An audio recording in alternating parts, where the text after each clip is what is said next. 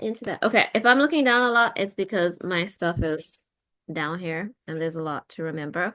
But we're gonna be doing, oh, not we. I am gonna be doing like I guess like relationship goals or something like that kind of series, love and marriage. I don't really know what to call it, but I'm gonna be doing that. I don't know what the boys are gonna be doing, so it'll be kind of sporadic, but once it's all done, it'll all come together beautifully because that's how God rolls.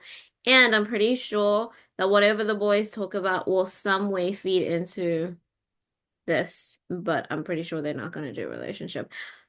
Frankly, I thought I had no business doing this, but God was like, this is what I want you to do. So we are going to be talking about submission.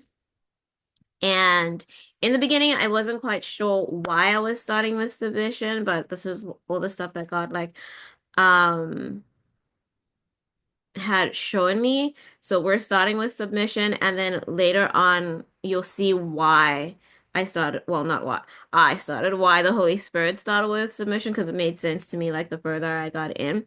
But when we look at Genesis, and if you look at like Genesis 2, verse 18, we see that God has a clear cut vision or image of marriage, a man created for a woman, and that is what God put into place for it.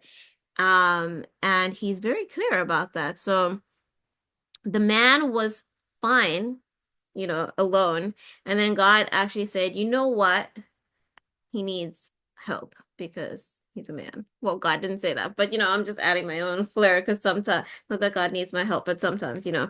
And so then he made Eve, and Eve, like when you look at the original text, um, helpmate, like how it originally comes out, is an answer to. So Eve is an answer to a problem, which then paints this beautiful picture of like what marriage is supposed to be. Like you have this man, but there's certain things that he can't do, like have babies and stuff. And woman is the answer to that. And so it just comes together. And one of the other things that I love when it talks about that is like how the translation of helpmate, when it's referred to in the Old Testament, there's 16 times it's referred to, and it talks about God. So we are in great company, ladies, when God is telling us that, we are the man's helpmate. And something else that I found, which is a little off of topic, but that I found very interesting, is God could have taken any bone out of Adam to make Eve, but he took a rib bone, which the rib protects, vital organs. So while the man is our protector, we also has a job as wives at protecting in a different way, like those vital organs, because when you have a husband, y'all know because y'all got husbands, but they are more often vulnerable with you.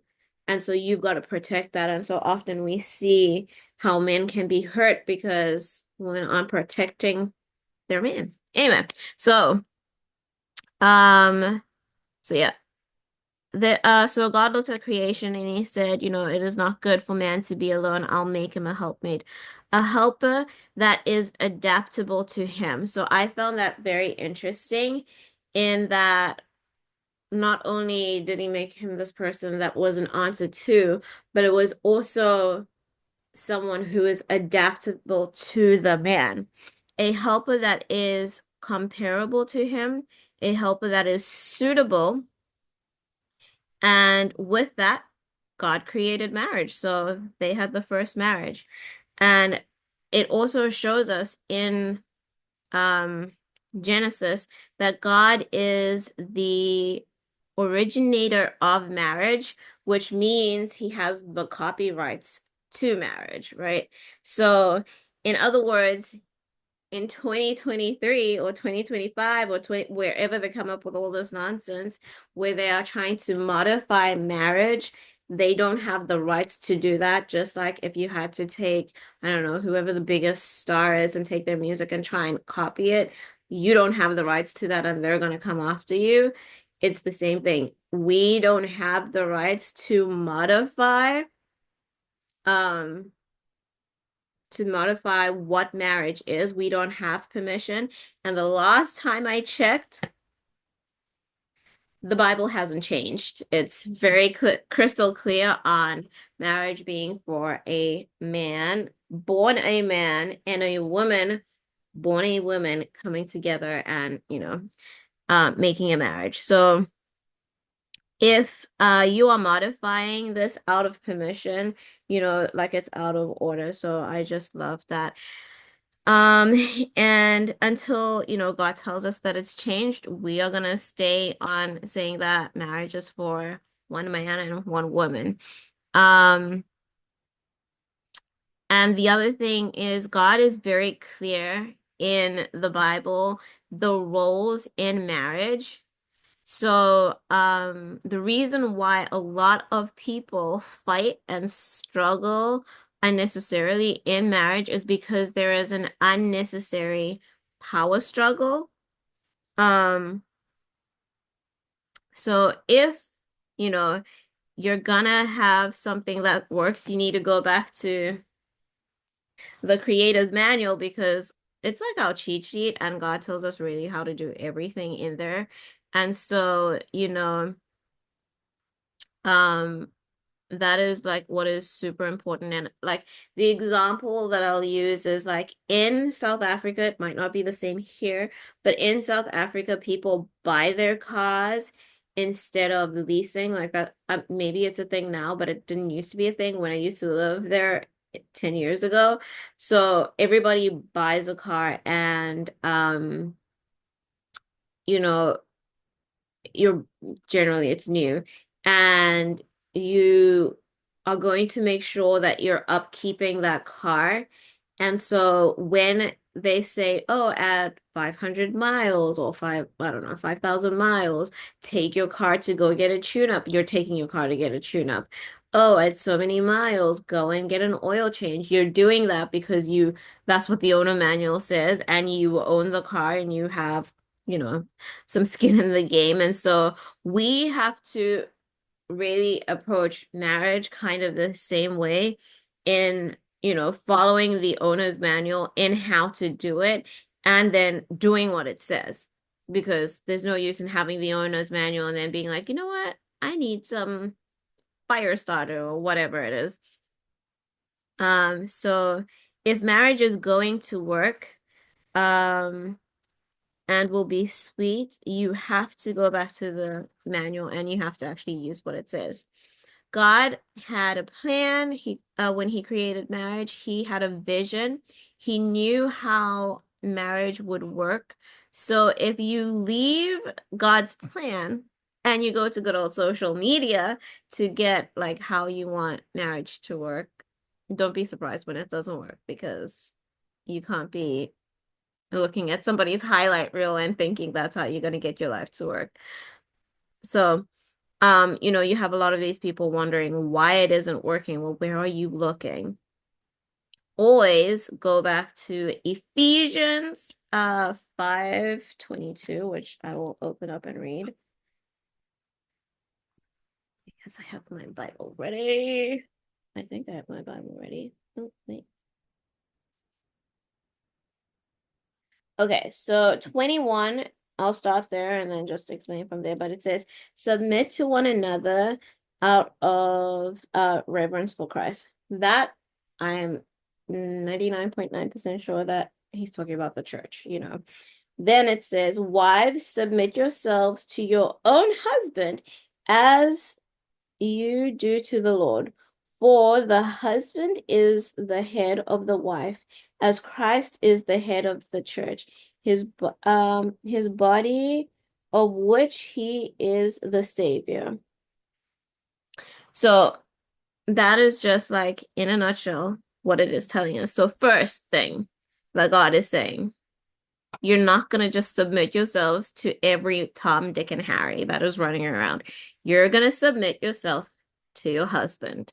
Okay? The husband is going to submit himself to God. Okay?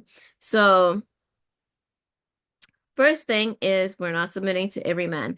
The second thing, submission starts with selection. Now, I found it interesting because it says, submit yourself to your husband. Okay. Submission starts with selection. If you are going to be able to submit effectively, right, you have to choose the right person because God expects you to submit to this person and you're choosing the person.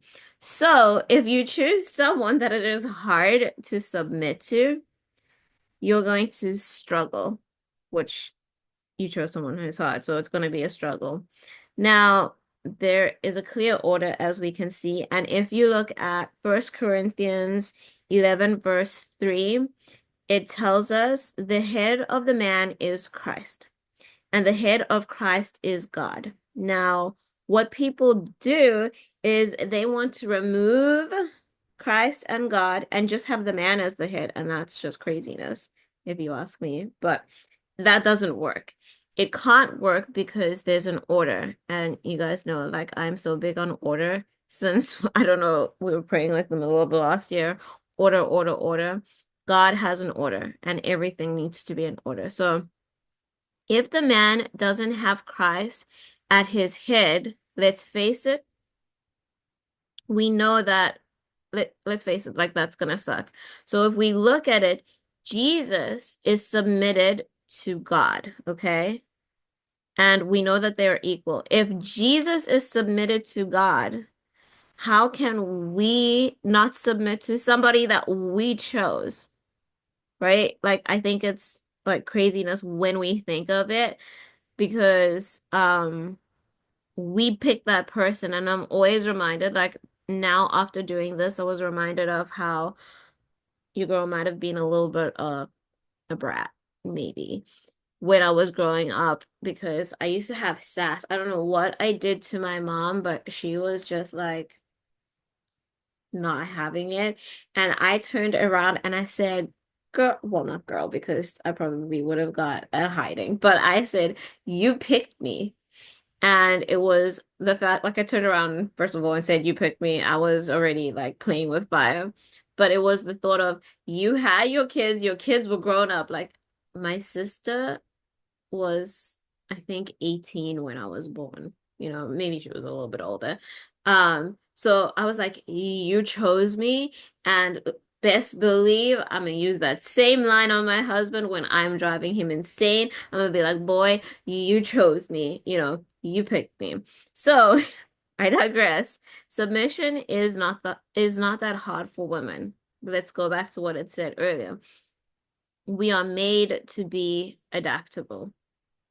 Men are not adaptable for the most part. They are not adaptable. We are made to be adaptable. So let's just think about this. If you are going to get your hair done at the hair salon, right? And they say, sit in this chair, do this. If this has been your hairstylist for a while or has come via someone saying that they were great, you're gonna do what they told you to do because you trust them.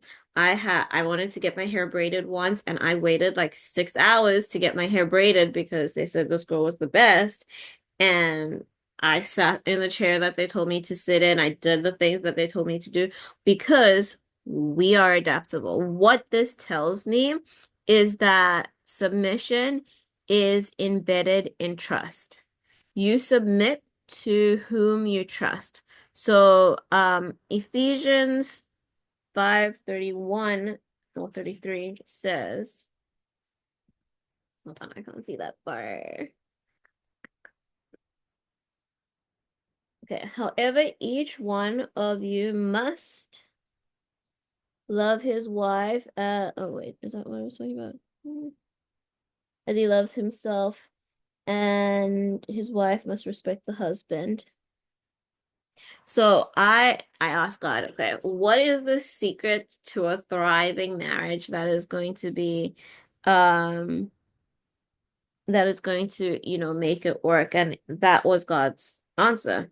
Love your husband, like I want to be loved and I need to respect him, right? And if anyone knows me, I am not submissive by nature. I am a very like leadership quality kind of person. Your girl does not zip her lip for anything, so your girl needs the Holy Spirit to help. But it sounds easy, right? It sounds easy. All he's got to do is love you. All you've got to do is respect him. Okay? So a man should love his wife and a woman should respect her husband, right? Um now, saying this, it sounds so easy, right? It sounds so easy. So easy. But when God's telling you to do something, you'll know it's not going to be as clear cut as that. Like remember Joseph, oh, having the dream that his brothers are going to like bow down to him and all of that. Go from the dream to when it actually happened and all that stuff in between. It was not easy getting there, and it's the same thing with marriage. So, I put something in here.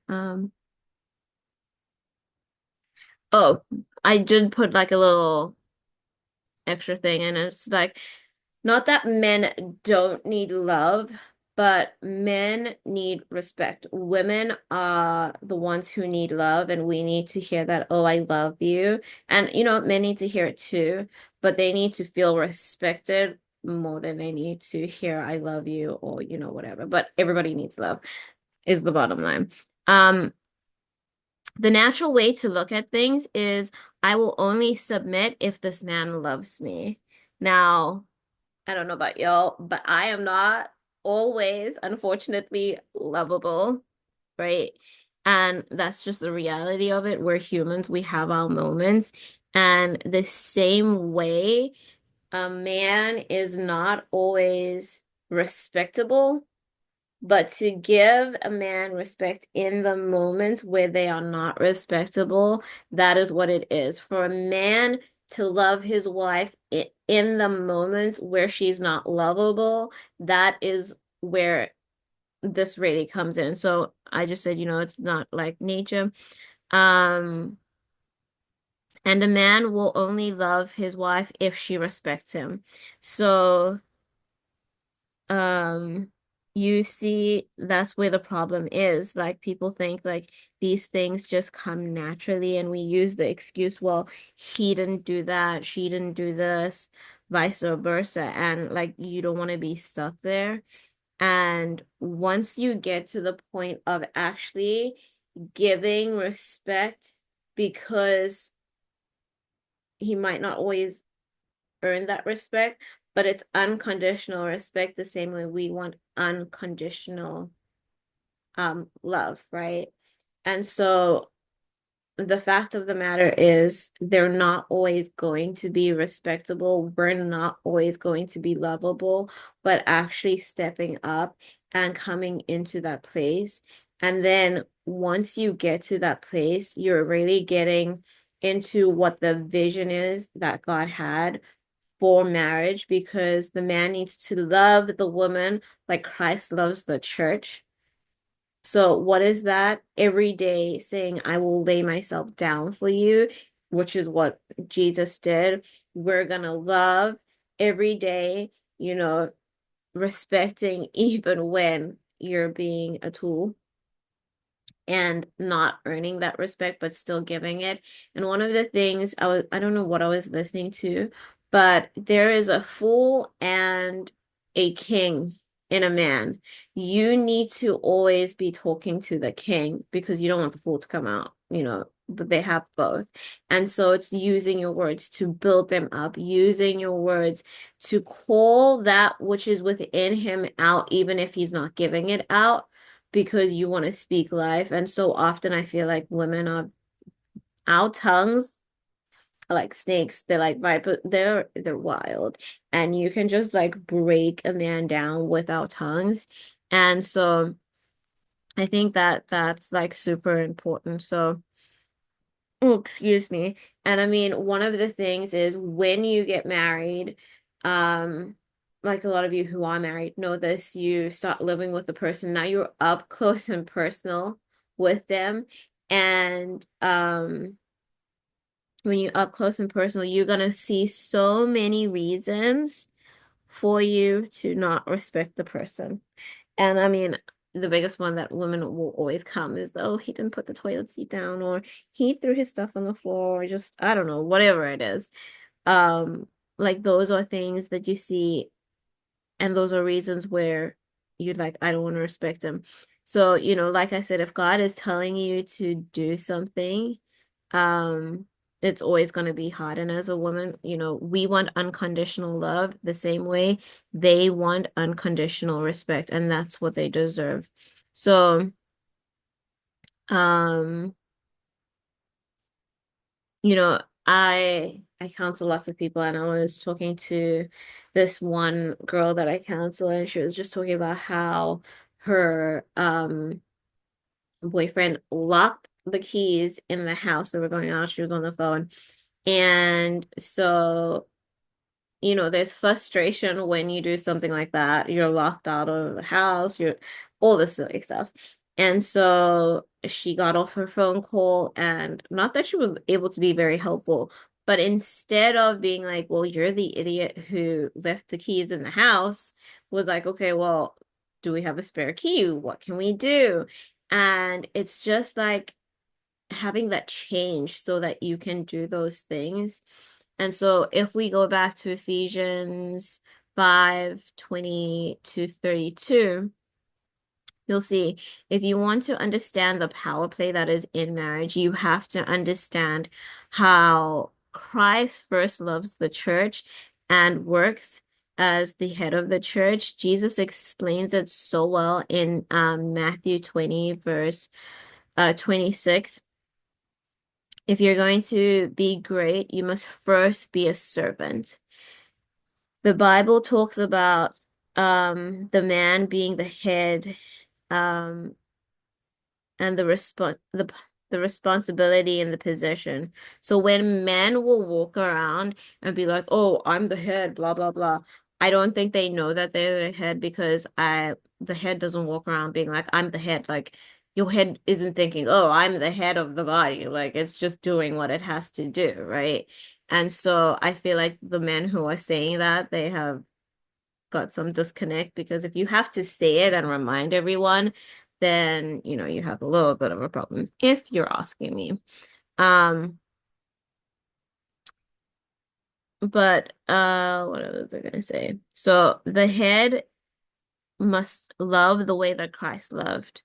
Your leadership must be patterned after Christ's leadership. That means you are constantly agreeing to lay your life down. So pride cannot come into play if you are going to be modeling yourself after Christ. Pride cannot come into effect. Threatening your wife cannot come into effect. Beating your wife cannot come into effect. It says he will protect the church. He will build her. That is his assignment as the leader, is to build the church, right? And to make the church perfect and blemish free. I find it funny when men will in a marriage be like, I'm done. Like, what are you talking about? I'm confused because I don't get it. How are you done? Because Christ laid down his life and it never ended. So how are you done? It doesn't make any sense to me. I always find it a little cuckoo for Cocoa Pops. And then you went in most scenarios, you went and you asked for your wife now, or future wife, or whatever, you asked for her hand in marriage. What that means is you are going to improve her life. So when you say you're done, you failed. You took her out of, for the most part, what it should be like. You took her out of her parents' home, okay? You took her out of the care, the headship of her father and her parents, and you said, you've done a great job, I'm going to take over from now, and you have to make it better. And when a man is going to go out there and be like, I'm done, you failed, because that's wild. So, what does the head do? Like, let's talk to the men. Not that we have any here, but we're gonna talk to them anyway. What does the head do? If you are the head, you must have vision, because that's where the eyes are. You know, if you say to a woman, follow me, you need vision, because we're not like in reality not gonna follow a blind person, because they might lead us to the end of the hill and we're gonna fall off, right? So if you're the head, you need to have vision. The world, we talked about that. God, oh, sorry. So yeah, he needs to have vision. Then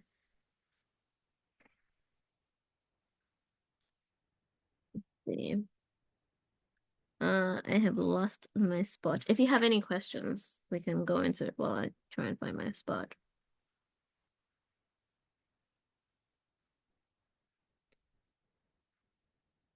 Well, I said this, but we'll go into it. So, um, the word helpmate means an answer to. God saw a problem and he created woman to be the answer to that problem. You are the one who you are the one, men, who need to have the vision, and she needs to answer to it. So I think that's so powerful in the fact that a man has a vision, right? And we come alongside to help get to that vision. And I think men forget that they have this asset as their wife and they don't use them to the fullest extent. Like, your wife is your helpmate. Your wife is going to pray for you. Your wife is going to help you get to that point where you want to be. I love that the Bible says, he who finds a wife finds a good thing and gains favor with the Lord. That favor comes when she is your wife, right? And so there's so like that God is just so amazing in all that he does, and I love that, and I think it's just amazing. Um So this lady that I know in the ministry, and this just goes into that answering to the vision. She married her husband and she said to him, hey, look, what is your vision? What do you want to do? Like, what is it? And he said, look, I just want to write books. And she was very educated. She had like 2 doctorates and all these things. And she said, okay.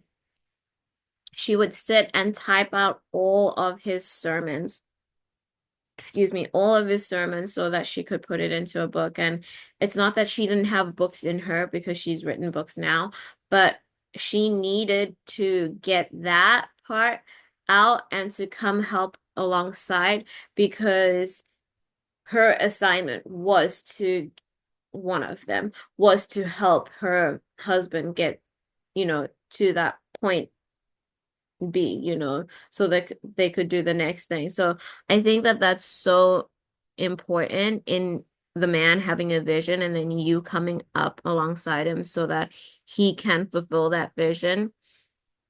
Understand that submission is making your own life a submission to that person's life. And I think that's something that's really hard in this feminine, whatever it's called, this pro-feminine world that we live in, oh, I've got to go get my bag, I've got to go do this, I've got to do this, and then it's just two people coexisting together.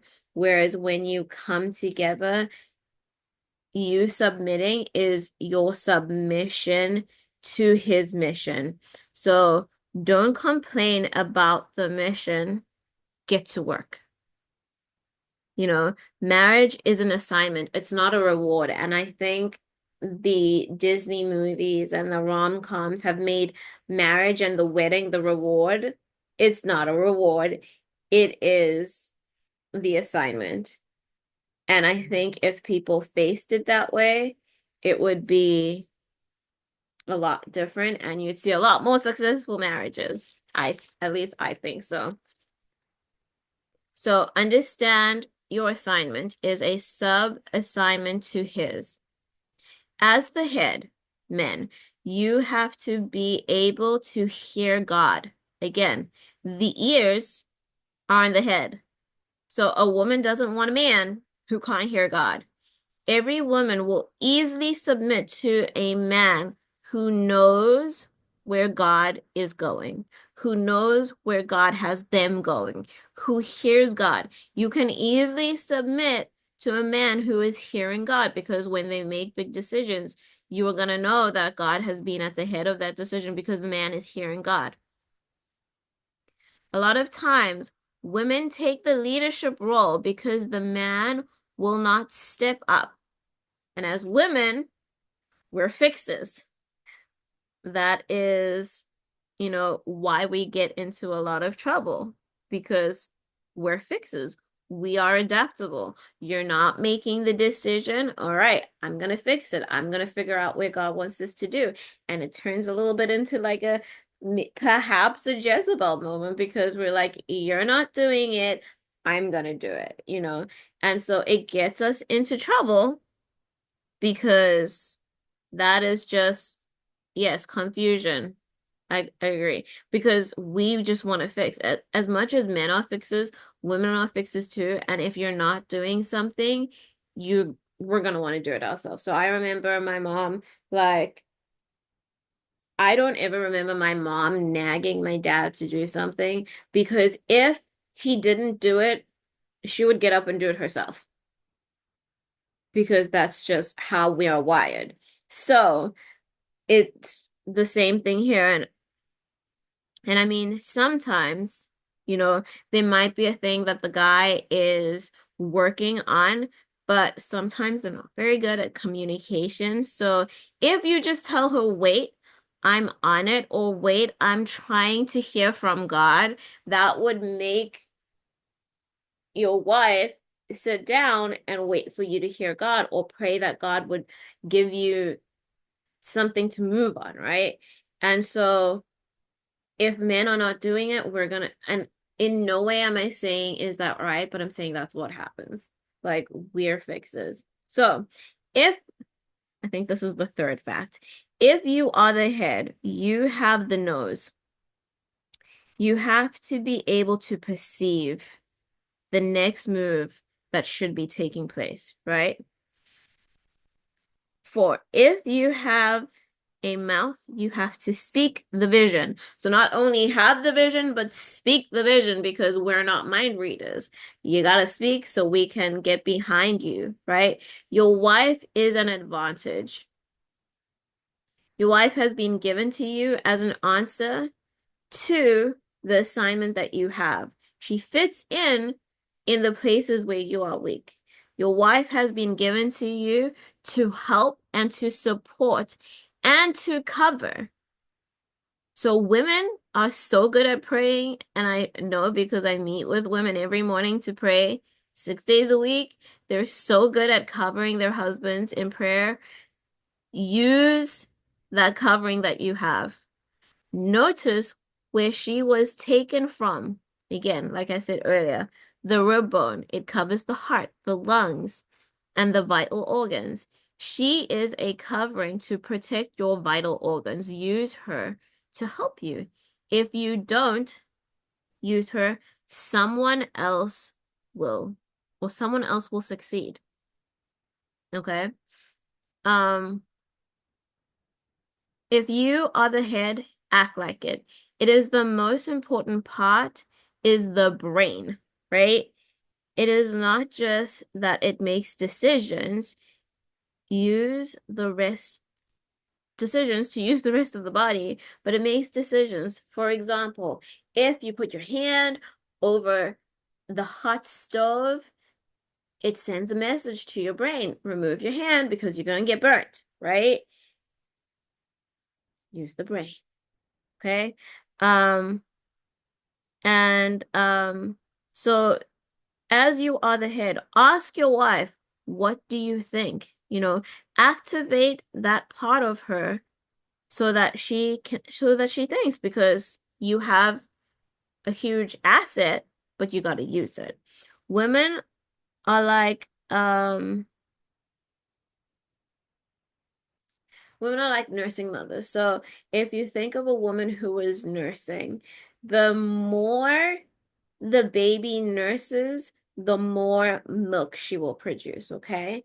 And so baby needs more milk, mama's going to produce more milk. The more you call upon your wife and you ask her her thoughts, you ask her what she thinks, you ask her these things, the more she's going to be able to give to you. She's going to be able to build on you. She's going to be able to cover you because she's going to feel like you are using um you are using her, and but not using her, but you are utilizing what she has to give in that moment.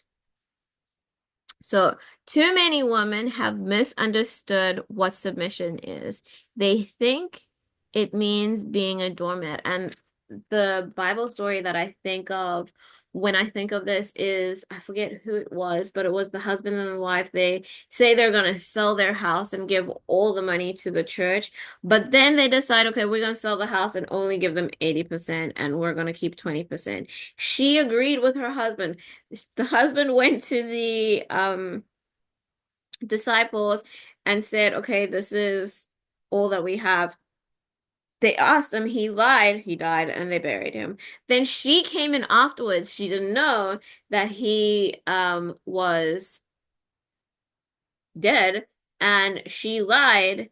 And people often say, well, she was submitting to her husband. Yes, but it doesn't tell you to lie. It doesn't tell you to break the law, to break God's laws. She should have just been like, oh, forgive me. Yes, we agreed to this, but this was stupid. But she lied, and because of that, she died. And so submission isn't being a doormat, but it is being sub to his mission. And I think it is so just so interesting how God works. And like, I think the reason this came first is because of the fact that submission comes hand in hand with selection. And before you're like even engaged or anything like that, the person that you're selecting, you need to remember that you're gonna have to submit to them, and don't pick someone who it's hard to submit to. Like there are moments where it's going to be hard, yes, but it shouldn't be hard all the time. You should want to submit. And, we're adaptable, whereas men are not as adaptable as us. So that is all I think I have. Um, oh, I mean, we'll go into this again later, like next time I talk, but submission is not necessarily obedience. It involves obedience, but it's a state of attitude. So, that readiness to yield to someone's authority. Obedience is an action. So we can dive into that next time and go in deeper, but I just thought like it was very, oh, what did I do? Very cool how God just sets everything up.